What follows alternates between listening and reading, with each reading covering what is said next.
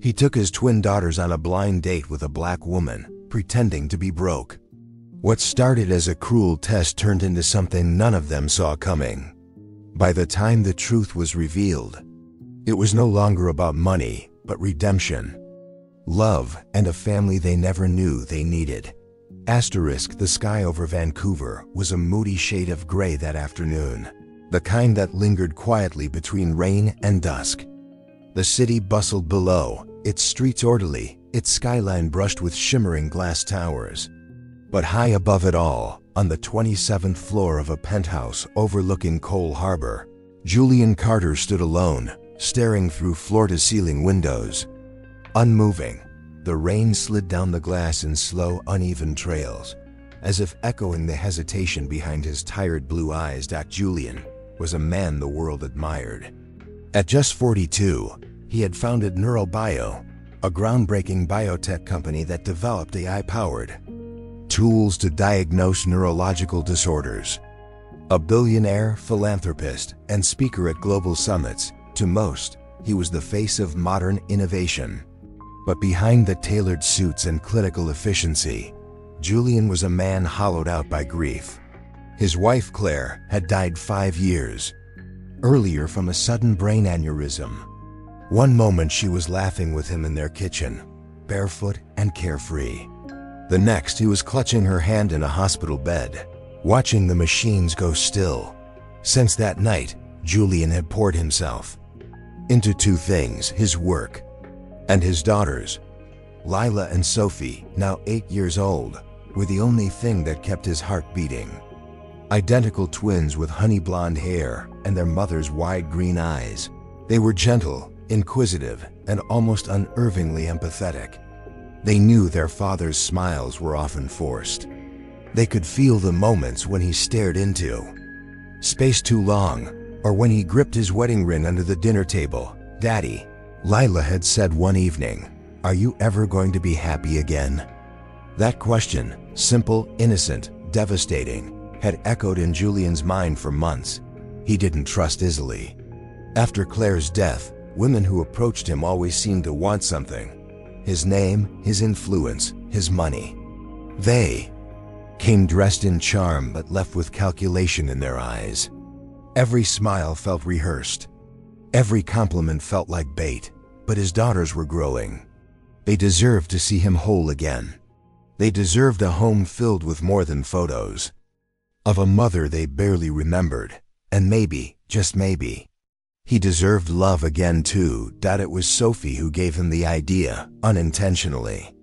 While curled beside him on the sofa during one rainy weekend, she pointed to the TV screen where a woman on a dating show said, "You'll never know someone's true heart if you always wear your crown." Sophie turned to him, wide-eyed. "Maybe you should stop being rich for a while, Daddy." It sounded ridiculous at first. But that night, Julian sat alone in his office, staring at the dark screen of his laptop, until finally, he opened a browser and typed, "Anonymous Blind Date Services Vancouver." He didn't want a match based on his last name. He didn't want someone who Googled his net worth before their first coffee. He wanted authenticity, someone who saw Julian, not Mr. Carter. He created a new profile under a false name, Jean-Claude Martel, a widowed freelance illustrator with 2 daughters and a modest life. He listed a few truths: love for jazz, long walks, cooking with his girls, but stripped away everything that screamed power or privilege. A week later, the agency matched him with someone unexpected. Amara Johnson. Her profile was simple: 35 years old, British Nigerian, kindergarten teacher, lived in East Vancouver, enjoyed live jazz, used bookstores, and hiking with her rescue dog Moby.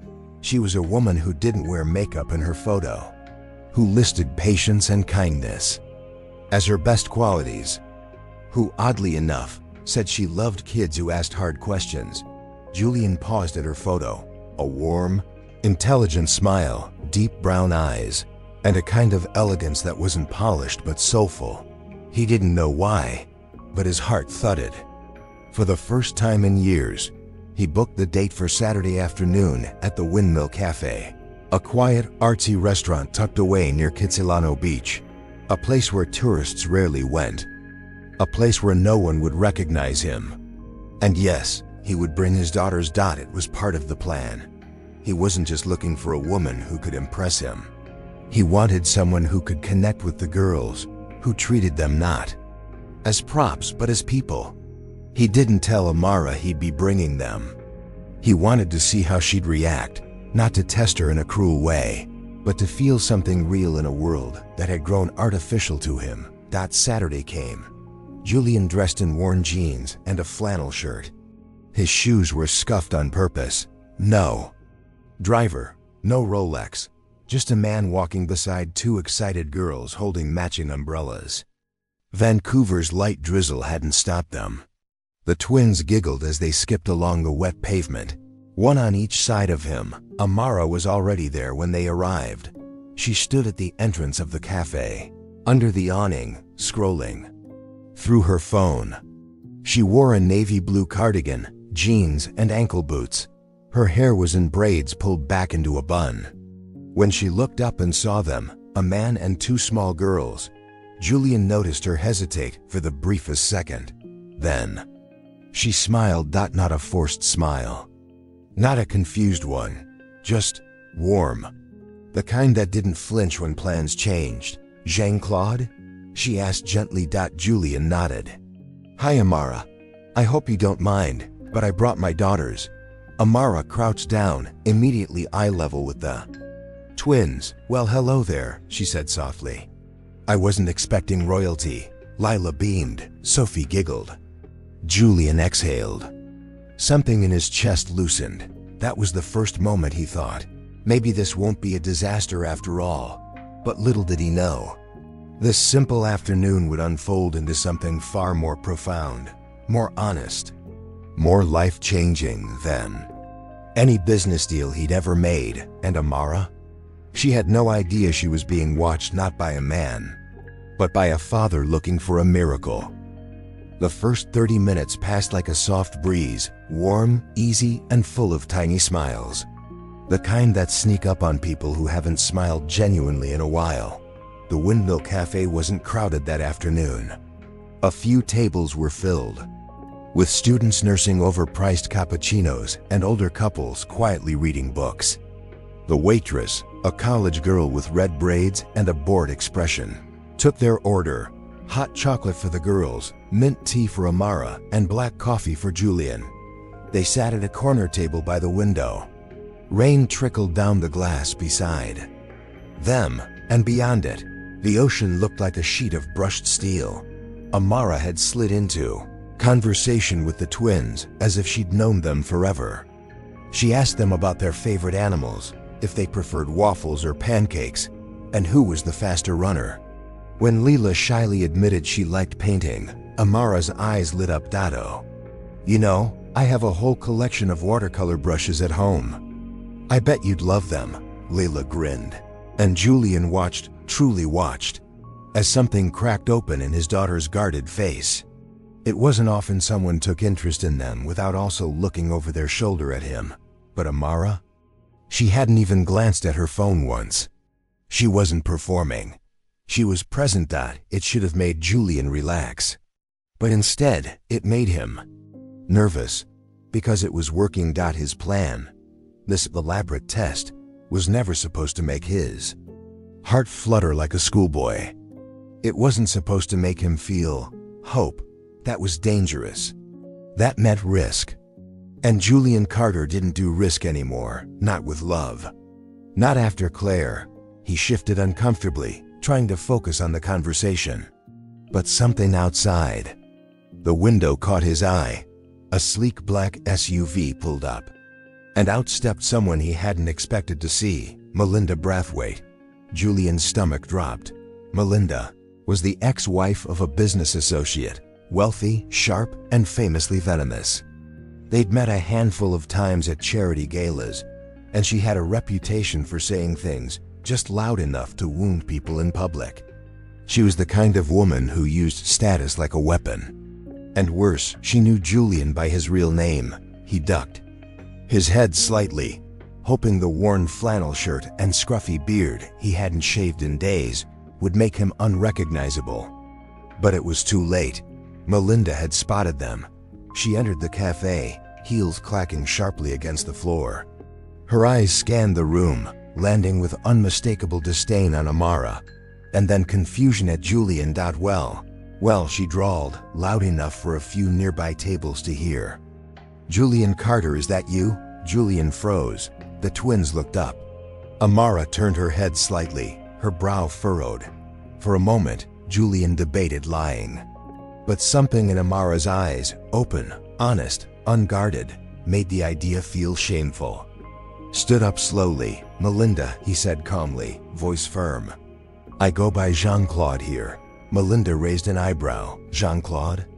"Cute." She turned her attention to Amara and offered a tight-lipped smile. "And who's this charming companion? Nanny? Babysitter?" There it was, that sharpness. The blade hidden beneath the silk. Amara's expression didn't change, but her posture stiffened. Lila gripped her sleeve. Julian opened his mouth, but Amara gently placed a hand on his arm and stood, facing Melinda directly. "I'm Amara," she said with quiet strength. "A friend," Melinda chuckled. "Oh, how lovely. Julian has so many friends.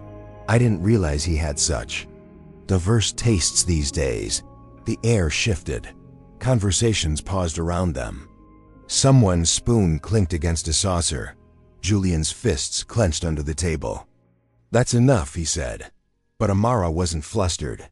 She simply smiled, not sweetly but steadily, and said, "Children don't learn to hate until they see someone like you." Melinda blinked. Thrown off, Amara turned to the girls and crouched. Again, her voice soft. "Why don't we go outside and feed the ducks by the pond, HM?" Lila nodded immediately.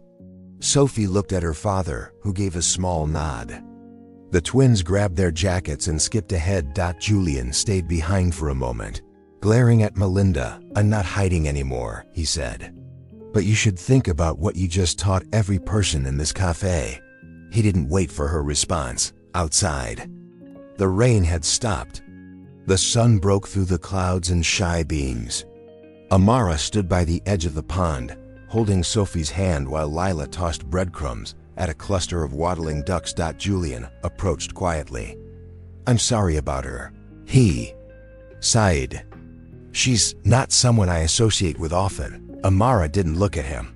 "But you know her." "I do," he admitted.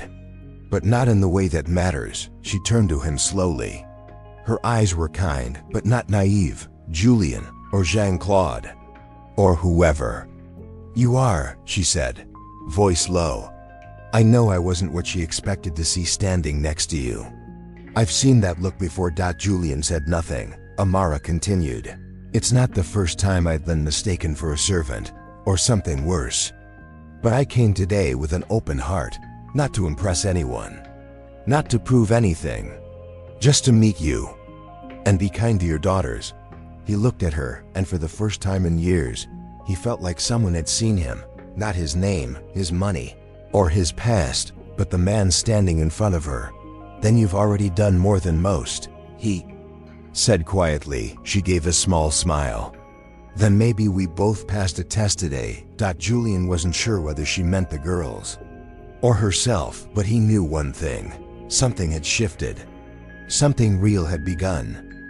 The rest of the afternoon unfolded like a delicate balancing act between warmth and unease. After the confrontation with Melinda, the cafe no longer felt like a safe space. So Amara suggested they walk along the seawall with the girls. The breeze off the harbor was crisp, and the air smelled faintly of salt and pine. For a moment, it almost felt like a fresh start. Julian trailed a few paces behind as Amara walked hand in hand with Lila and Sophie, talking about ducks, clouds, and how the twins would decorate cupcakes if they had their own bakery. She listened to them, not just smiled or nodded like so many women had before. She truly listened, giving them her full presence, her complete attention. Every so often, Amara would glance back at Julian. He looked lost in thought, or maybe guilt, because underneath the laughter and shared giggles, the truth weighed heavy on his chest. She didn't know who he really was. Not yet, and every passing moment made the eventual reveal feel like betrayal. He'd meant well. He'd told himself this was about protection, about separating real intentions from superficial attraction. But watching how naturally Amara fit into the world of his daughters, how deeply they responded to her presence, Julian started to wonder if the test had gone on too long. If by hiding behind a false name and a false life, he was the one failing dot by the time they reached the small public park at the end of the seawall. Sophie had completely latched onto Amara's arm, and Lila was telling her the story of her favorite dream, a wild tale about flying whales and strawberry moons. Amara listened like it was the most important story in the world. Dot and Julian? He stood back, hands in his pockets, wondering what kind of man hides the best parts of his life from the one person who might deserve them most. They found an empty picnic table by the water. Julian offered to grab drinks from the nearby food stand. He needed air, space, a moment to think. Dot as he stepped away. A couple sitting on a nearby bench, maybe mid-50s, wealthy, clearly local, gave him a subtle glance, then turned their eyes toward Amara and the twins. The man leaned in and whispered something into the woman's ear. She looked at Amara, then raised her brows in a silent judgment. Julian saw it. Dot, so did Amara. She didn't react, didn't flinch. But when Julian returned, she was a little quieter, a little more distant. The twins didn't notice. They were busy begging for one last story, so Amara told them about a bird she once rescued as a child, how she nursed it back to health, then cried when it finally flew away. Her voice was soft but steady, and even as she told it, Julian saw that the real wound wasn't in the bird's departure, but in what it symbolized. He handed her a warm paper cup of tea. She nodded, murmured thanks, but didn't meet his eyes right away. "You okay?" he asked, sitting across from her, just low enough so the girls wouldn't hear. "I'm used to it," she said simply. "That doesn't mean you should be." She sipped her tea. "I know what I look like to people like them. And honestly, I stopped letting it get under my skin years ago. But today, I guess it's different. Because of me?" Julian asked. She looked up now, her eyes searching. "Because of them," she nodded toward the twins. "Kids don't understand hate yet. They don't judge, but they see. They feel everything. I just hate the thought of them watching a stranger look at me like I don't belong next to them." Julian swallowed hard. "They loved you the second they met you, I know. That's why it hurts." Her voice cracked slightly, and Julian felt a knot twist in his chest. "You don't need to explain yourself," he said. "Not to me. Not to anyone." But she wasn't finished. "I've been on dates before where I knew I wasn't the expected type, but I've never had a child grab my hand and call me her favorite person after 2 hours. That's not nothing. And I won't pretend it doesn't scare me a little, because if this, whatever this is, ends up being built on something that isn't real, I'm not the only one who could get hurt." Julian blinked. The guilt hit harder than he expected, because everything she said was true. She was already investing. The girls were already attached. And here he was, still pretending to be someone named Jean-Claude who didn't own a company, didn't sit on the board of international medical organizations, and didn't have the power to buy every cafe on this block and rename it after his daughters if he wanted to. He was a liar. Not with malicious intent, but with consequences, nonetheless. They sat in silence for a while. The girls chased birds across the grass. The harbor gleamed in the distance. Somewhere, someone played a saxophone that echoed faintly between buildings. Finally, Amara stood. "I should get going," she said softly. "It's getting late, and I have a class in the morning." Julian rose too. The girls whined in protest, but she crouched to kiss both their cheeks. "You two are amazing. I hope I get to see you again." Sophie threw her arms around her. "Promise?" Amara hesitated. then smiled. Promised. As she turned to leave, Julian followed her a few steps toward the curb. The Uber she'd called was pulling up. Can I walk you home? He asked. She shook her head gently. Not tonight. He nodded. But before she got in the car, she turned to face him again. I like you, she said. But please, Julian, if there's anything you're not telling me, say it now. Don't let this become something I'll regret. He opened his mouth, but the words didn't come. And in that moment of silence, Amara gave a small, sad smile and stepped into the car. Julian stood on the sidewalk, the wind tugging at his sleeves, watching as the taillights disappeared into traffic. Behind him, the twins waved from the bench, still thinking the day had been perfect. But Julian knew better. The lie was growing. And soon, it wouldn't be just his to carry.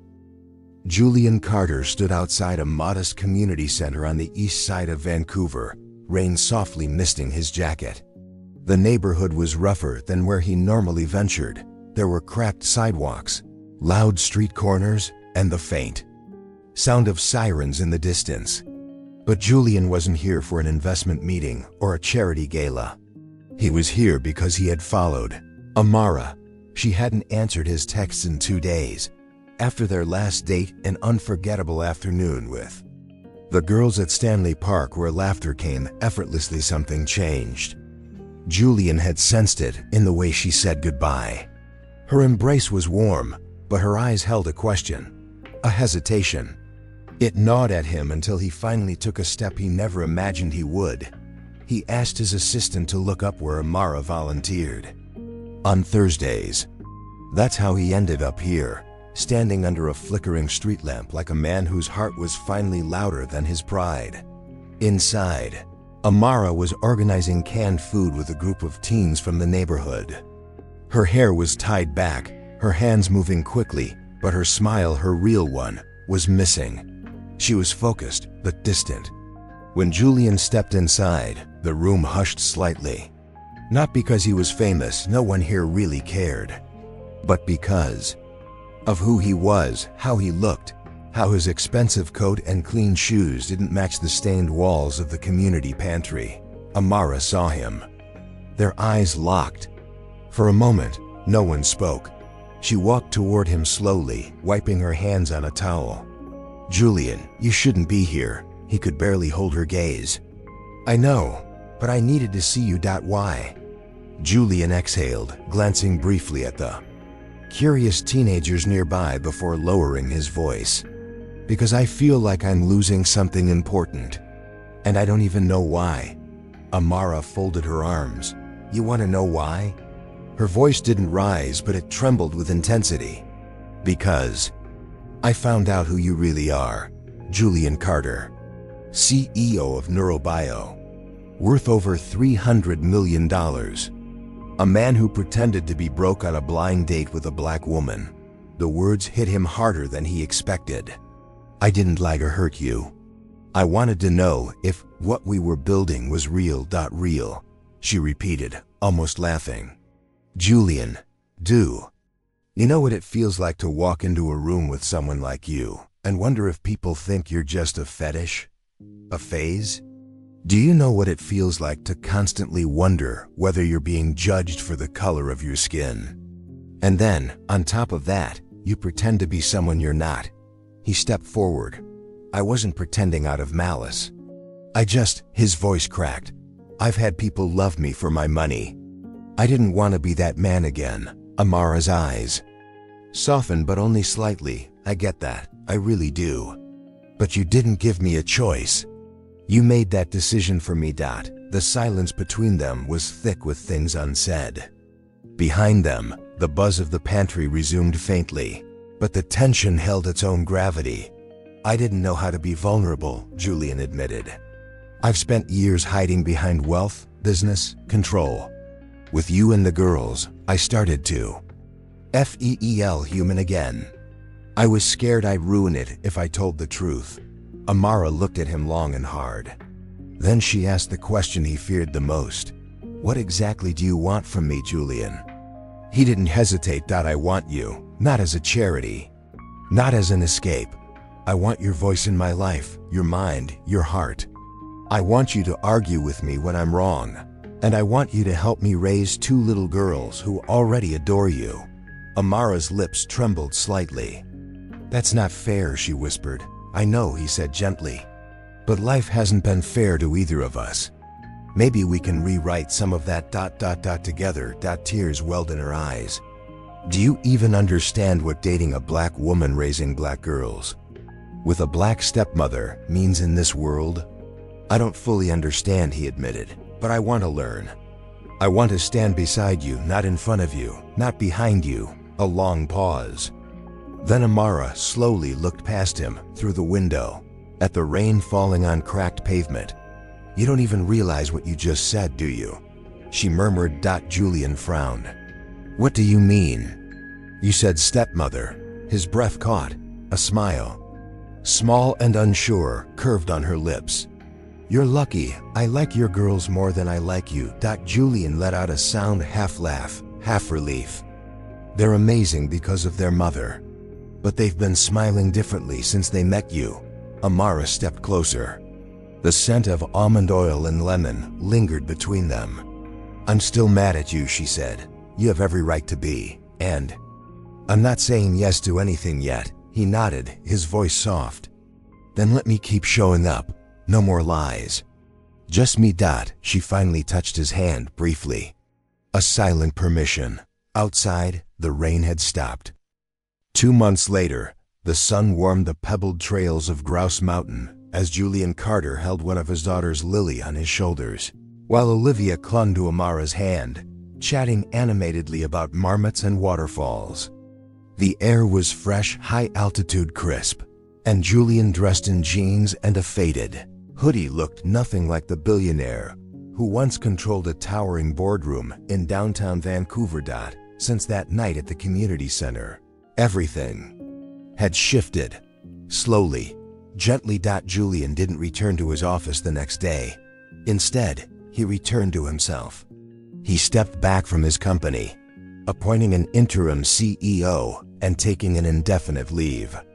At first, his board was shocked. The media speculated. But for the first time in years, he didn't care about headlines. He only cared about healing the breach he had caused and being present. Amara, too, had changed. She hadn't accepted him back immediately. There were long talks, some arguments, quiet tears, and hard truths exchanged. But what mattered most was that Julian listened, really listened.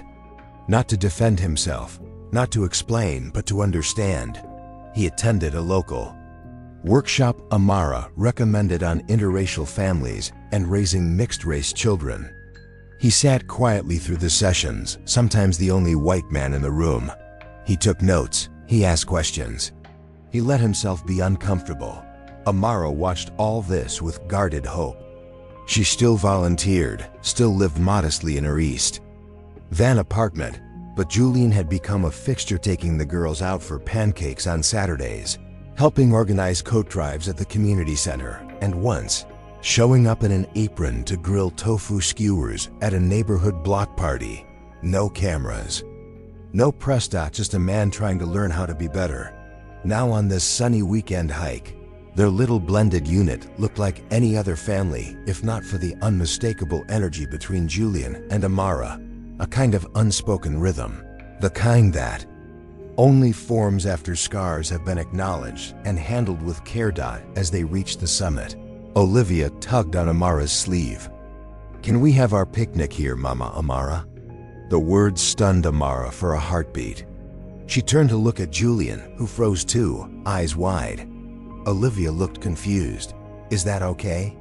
"I heard Daddy say it." Amara knelt slowly, her voice trembling but soft.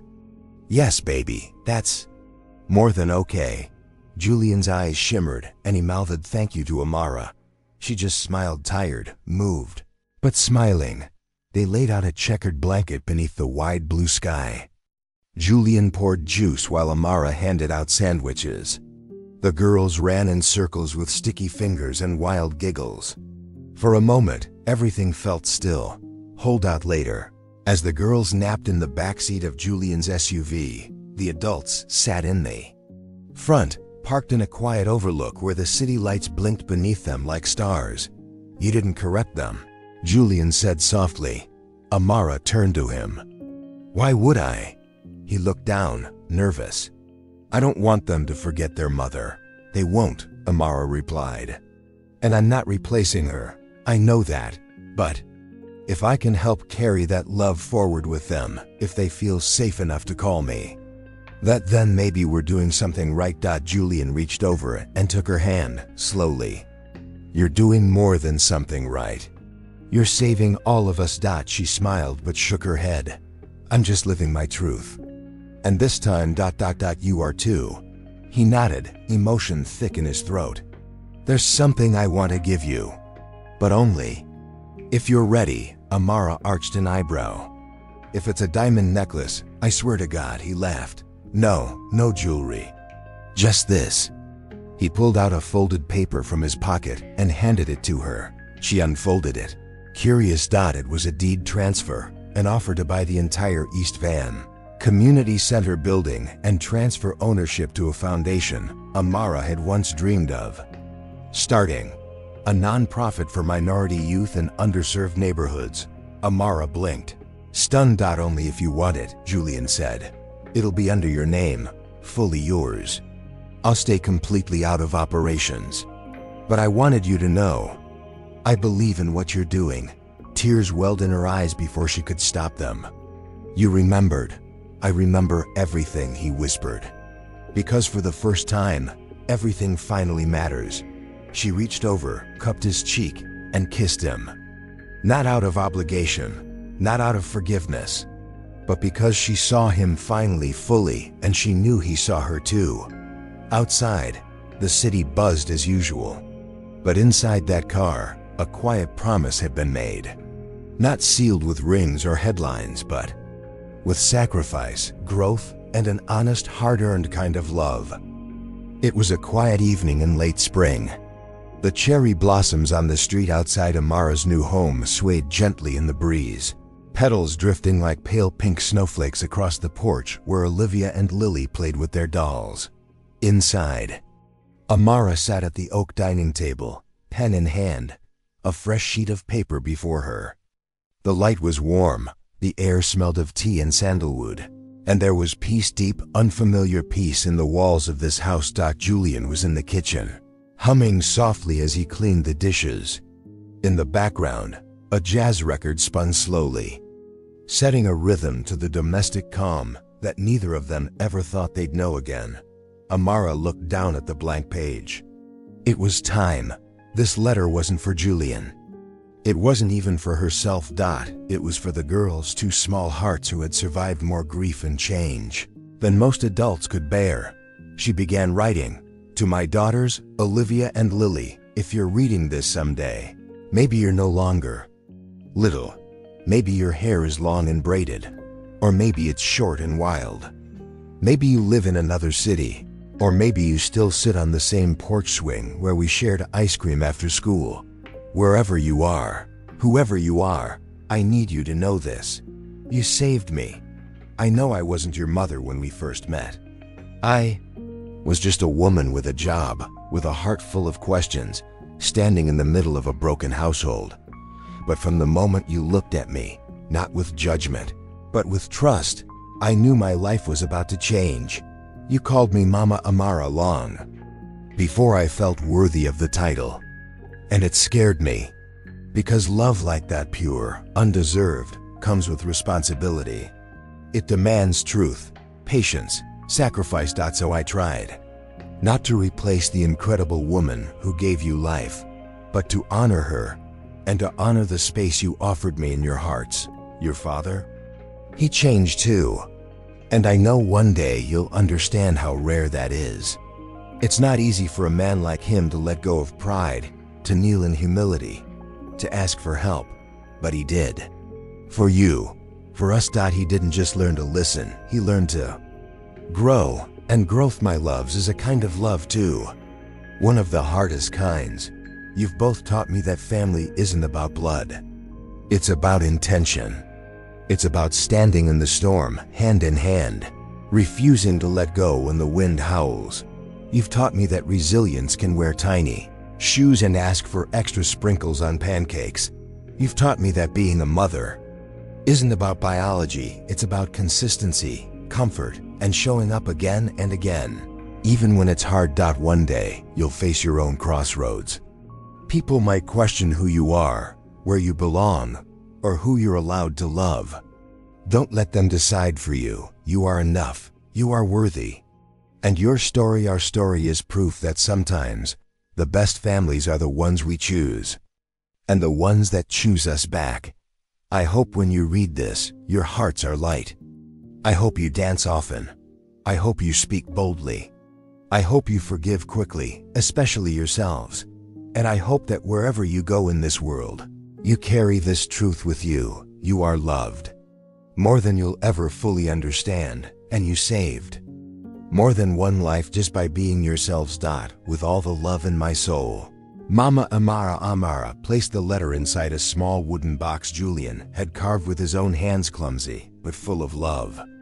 Inside the box were mementos, a photo of the girls on Grouse Mountain, the community center's first donation plaque, and a tiny bracelet Olivia had made for her on her first day of kindergarten. She closed the lid gently and labeled it in soft pencil, "For when you're ready." That night, Amara tucked the girls into bed while Julian read them a story. Olivia fell asleep with her head on his shoulder. Lily clutched Amara's hand until her breathing slowed. They stood over the twin beds afterward. Silently. Julian whispered, "Do you ever feel scared that this could all fall apart?" Amara thought for a long moment. Every day. But fear isn't the enemy. Silence is. Hiding is. Pretending. He nodded, then kissed her forehead. "Then let's keep showing up." She nodded back. Every day, they turned off the lights, hand in hand, and walked into the night, two people who had wandered through grief and guilt, through mistakes and second chances, to build something not perfect, but real. A family. And outside, the cherry blossoms kept falling, soft, endless, and beautiful.